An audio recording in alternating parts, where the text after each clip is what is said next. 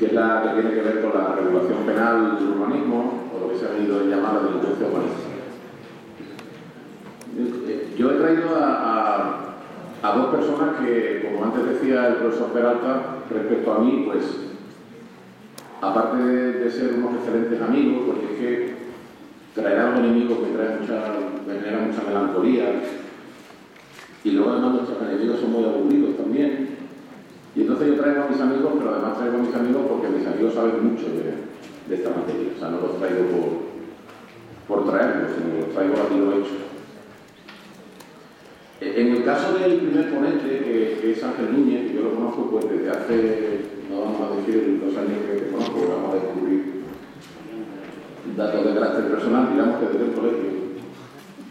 El primer lugar me parecía muy interesante la presencia de un fiscal. Él es, entre otras cosas, teniente fiscal de la Audiencia Provincial de Cádiz y, por tanto, a mí siempre me gusta que haya un fiscal en estas cosas. Porque a pesar de todo sigo creyendo en la necesidad de la ejecución y el mantenimiento del Ministerio Fiscal en los procedimientos singularmente de los penales. Por lo tanto, a mí siempre me gusta que haya un fiscal. Además, yo estoy acostumbrado a mi profesión a que siempre o generalmente haya un fiscal. Y lo he hecho de menos como este. Ángel, aparte de un excelente fiscal, y me consta, aparte de un excelente fiscal, durante los últimos años, hasta las últimas elecciones, ha estado, podríamos decirlo así, en las calderas del Ministerio de Justicia. Él ha sido coautor del proyecto de reforma, del ambicioso y necesario proyecto de reforma de la Ley de Enjuiciamiento Criminal, con una técnica muy inteligente de desdoblamiento entre el cuerpo básico de normas penales y otra ley orgánica que tenía que ver con las investigaciones que afectan a derechos fundamentales de los ciudadanos, pruebas de ADN, intervenciones corporales, registros domiciliarios, denuncias telefónicas, etc.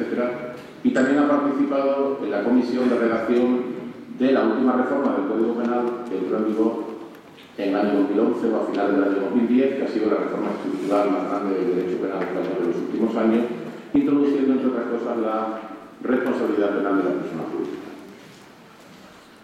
Por tanto, estamos ante un práctico, ante un teórico y ante un legislador, cosa que me agrada mucho porque en España a veces no sabemos quién hace las normas y eso hace que también melancólicamente no podamos dirigir nuestra ira contra el autor porque no sabemos quién es cuando la norma es mala. Por lo tanto, querido Ángel, he hecho una presentación tuya absolutamente objetiva, justa y cierta. No vaya a venir con lo de no, es que es mi amigo y por eso cuenta esas cosas. No, es que Ángel es muy bueno y aparte es mi amigo. También es mi amigo y es muy bueno desde el punto de vista científico, luego tiene sus cosas. El profesor González Cusack.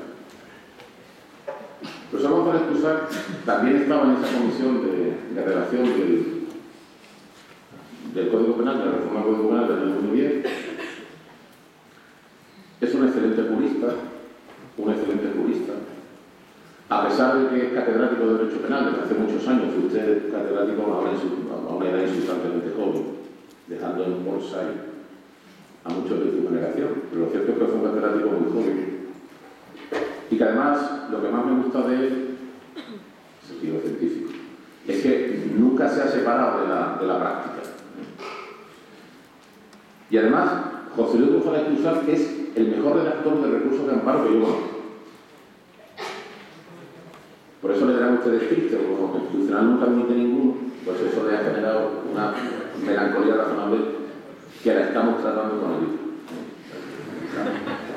Fundamentalmente a través del jamón ibérico que ha degustado en la noche de solo jamón.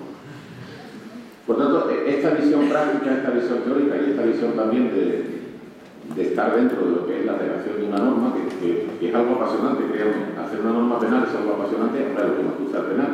Me imagino que algunos estarán pensando si está mejor el Lanzarote, sí, seguro que sí.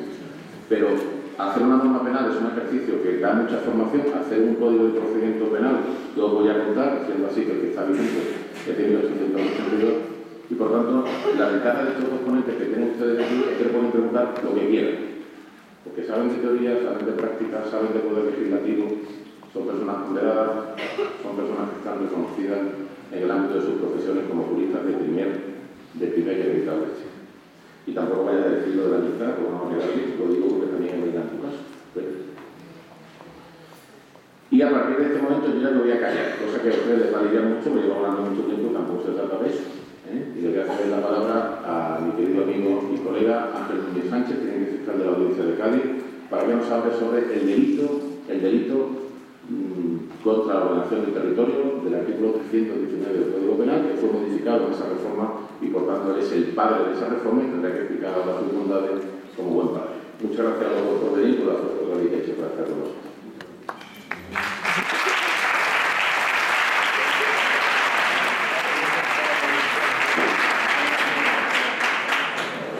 Buenas tardes y bueno, me someteré a tu petición de que no discrepe de palabras que no comparto, salvo en lo que se refiere estrictamente a los datos biográficos, no a las calificaciones personales que me constan que están guiadas por la amistad.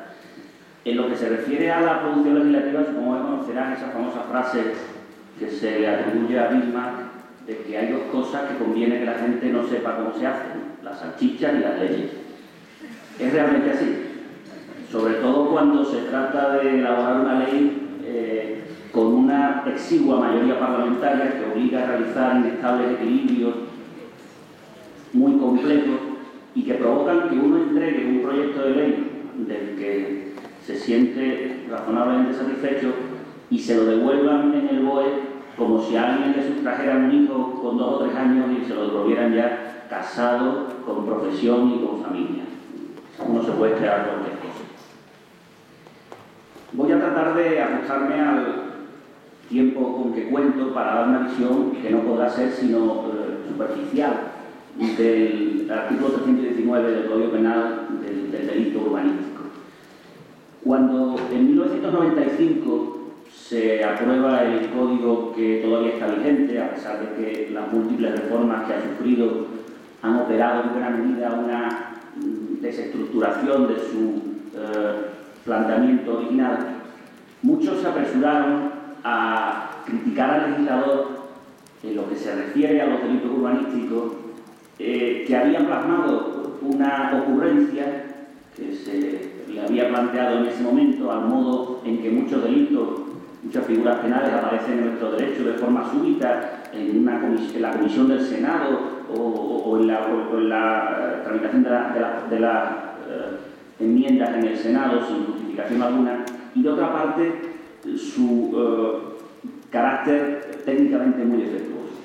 En estos segundos, esas críticas de la doctrina tenían toda la razón, pero no en el primer aspecto, porque todos los textos prelegislativos que antecedieron al Código Penal de 1995, desde el proyecto de Código Penal de 1980, la propuesta del proyecto de nuevo Código Penal de 1983 y de 1990, contenían de una u otra forma figuras penales que se referían a la protección de la ordenación del territorio y el urbanismo.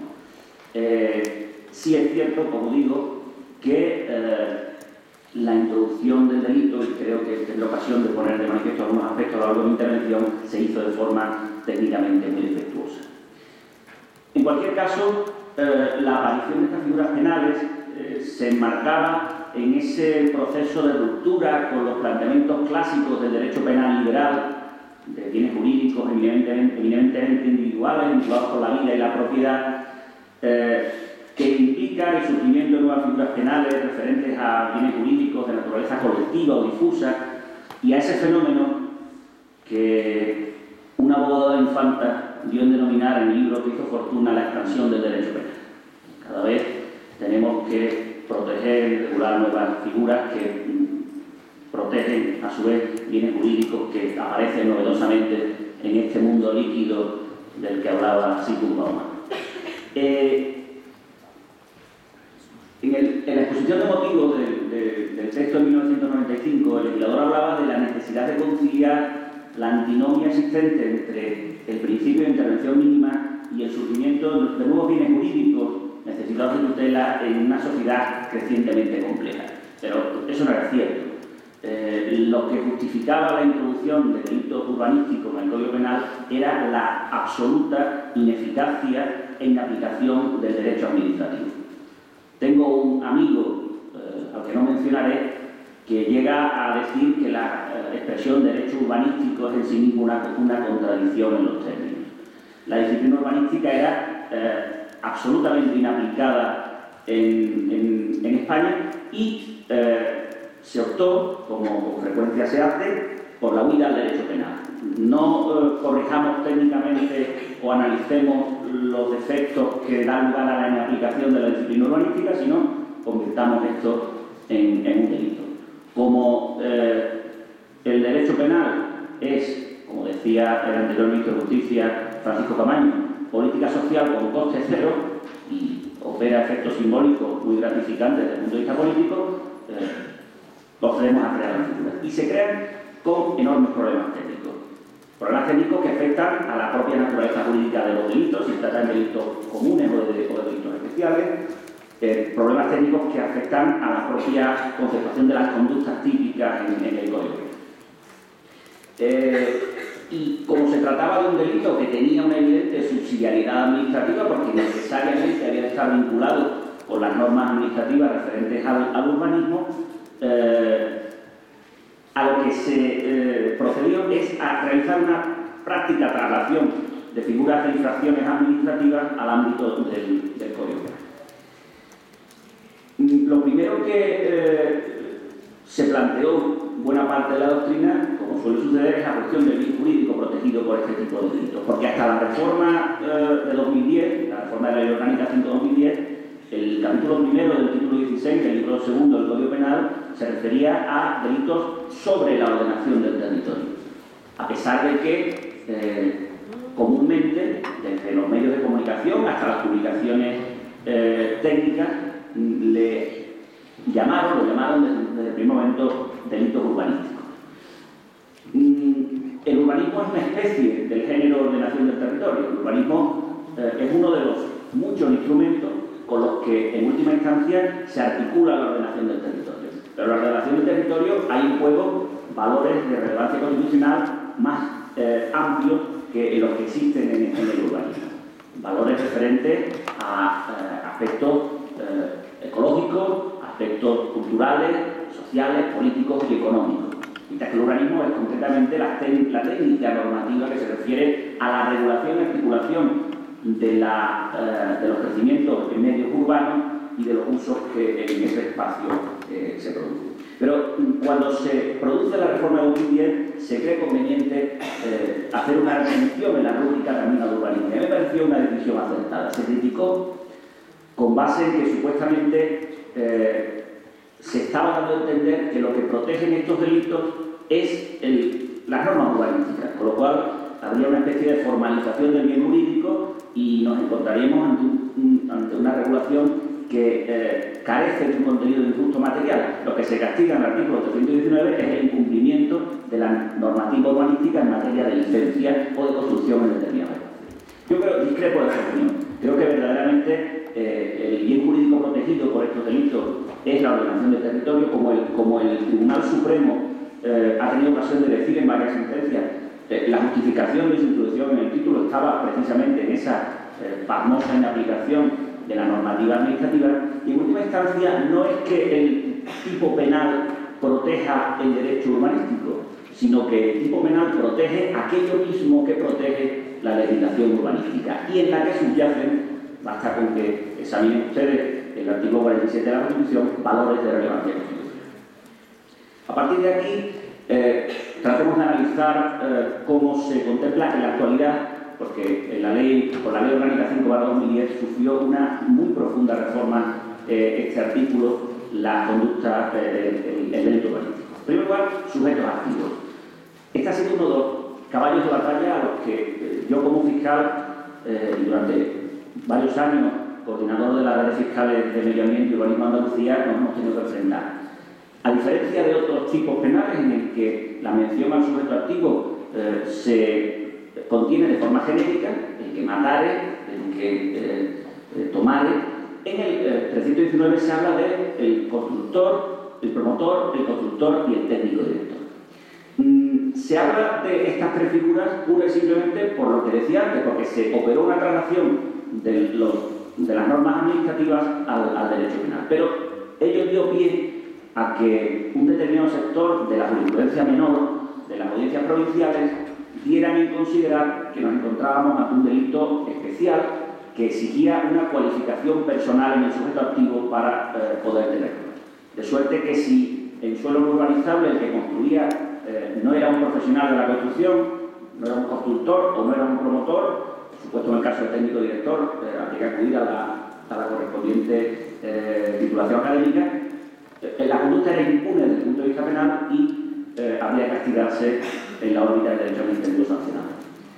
Por el defectuosísimo sistema procesal que tenemos en España, conforme al cual al Tribunal Supremo llegan las figuras delictivas que menos se producen, se produjo un fraccionamiento de la interpretación del 319 en los 50 tribunales supremos que tenemos a razón de uno por cada provincia. En la que yo trabajaba se consideraba que durante mucho tiempo que efectivamente era un delito especial y por tanto exigía la cualificación profesional del sujeto activo, pero en provincias limítrofes como la de Córdoba se consideraba lo contrario y al mismo que en Cádiz hubieran absuelto, en Córdoba lo hubieran condenado.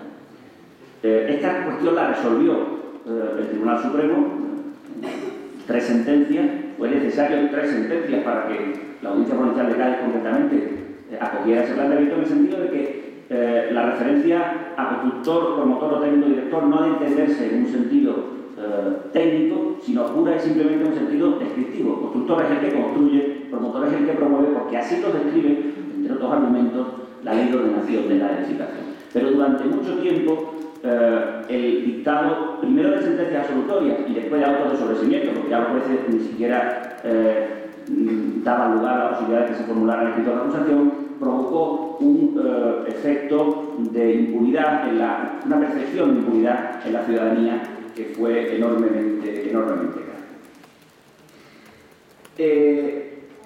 El segundo problema que planteaba el artículo 319 se refería a su muy defectuosa configuración de las conductas activas.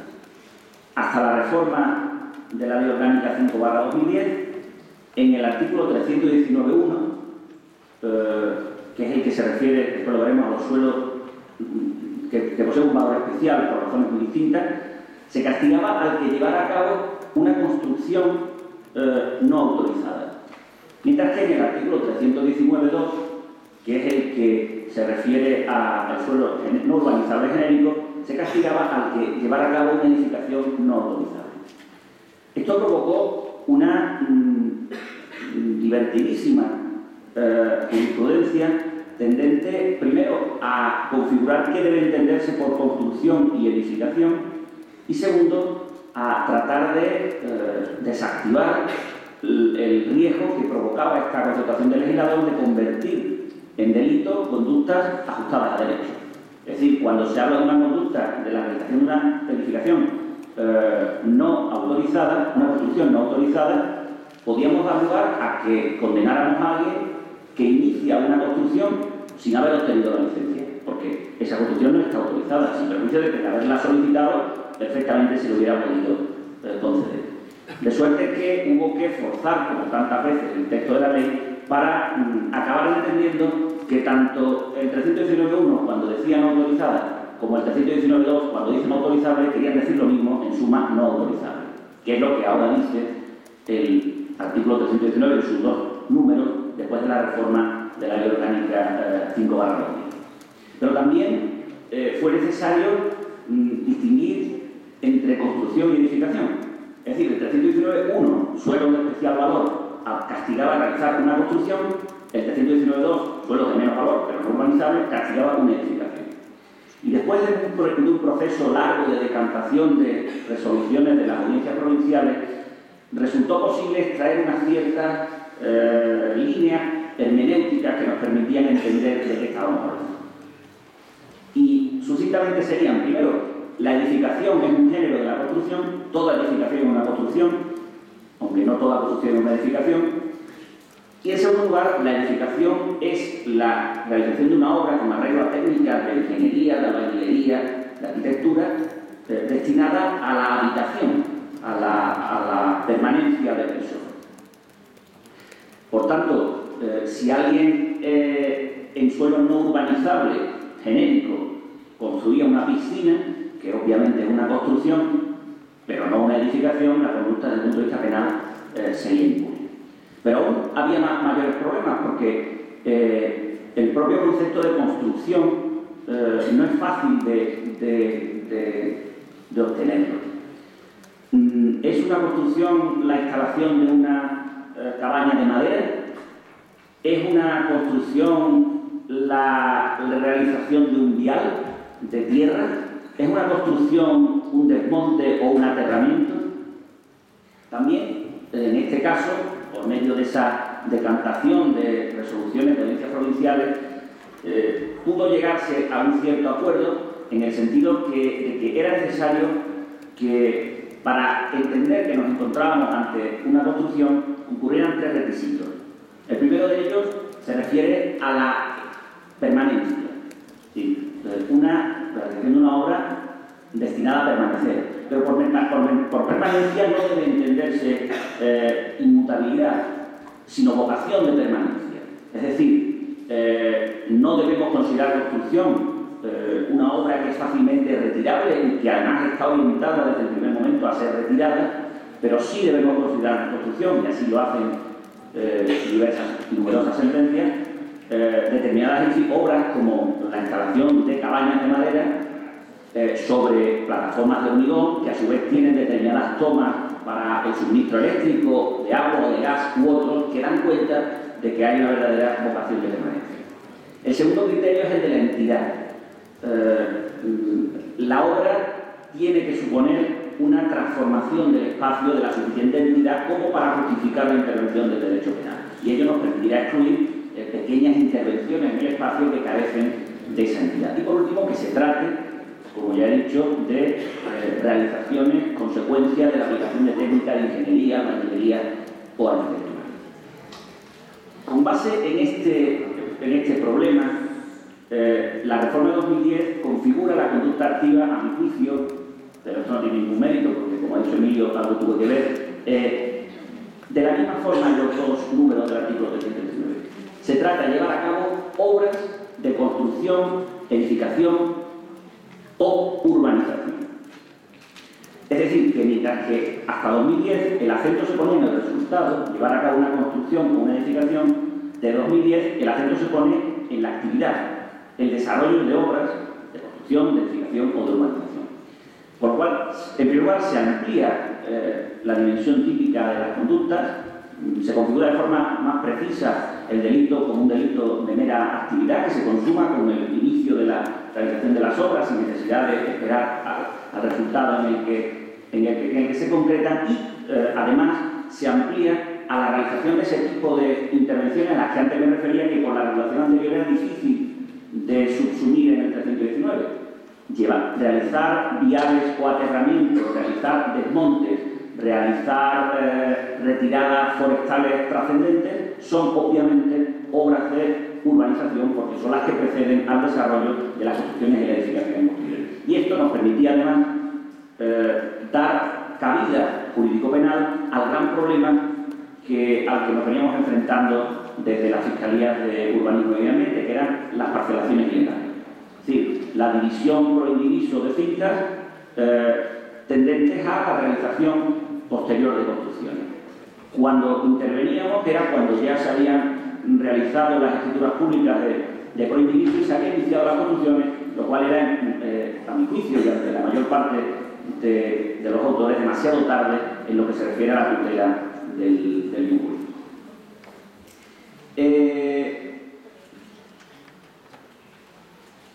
Por otra parte, el gran caballo de batalla de estos delitos ha sido el del restablecimiento de la realidad física alterada, es decir, el de la demolición. Verdaderamente, el delito urbanístico era técnicamente muy defectuoso, pero también fue recibido de forma terriblemente hostil por los jueces. El estamento judicial, y cuando hablo de estamento judicial, me incluyo también en tanto que el Ministerio Fiscal se inserta con autonomía dentro del Poder Judicial, es enormemente reacio al cambio. Y las figuras penales tardan en dar lugar a un pozo de aceptación en las sentencias. Yo decía que al delito fiscal, cuando se introduce en el Código Penal, le pasó algo parecido, pero defraudadores a la vista está a haber siempre. Pero suelo es el que tenemos. Y si cuando logramos una aplicación normalizada del delito urbanístico ya no nos queda suelo, habremos hecho un flaco servicio a la ciudadanía. Pero claro, esa actitud hostil se veía favorecida por los defectos técnicos que presentaba el Código Penal. Y uno de ellos era, y lo sigue siendo lamentablemente, aunque en menor medida, que el restablecimiento de la realidad física alterada cuando se comete un delito urbanístico no suponga preceptivamente la ejecución de la demolición. El 319.3 habla de que los jueces podrán ordenar la demolición.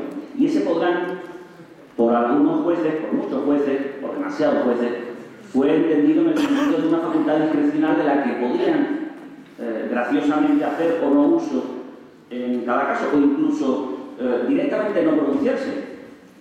Nos encontramos con cientos de sentencias de audiencias provinciales en las que, pese a una petición de las acusaciones de que se acuerde la demolición, los tribunales optaban por no pronunciarse sobre ese extremo, remitiendo la decisión al respecto a la administración pública. Con lo cual nos encontramos con una curiosa paradoja, similar a esas paradojas que plantean las novelas de los viajes en el tiempo. El legislador configura el delito urbanístico como consecuencia de la inoperancia de la administración pública para imponer la disciplina urbanística.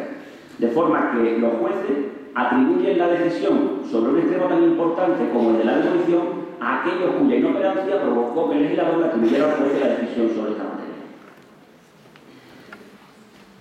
Además, el restablecimiento de la realidad física, que yo entiendo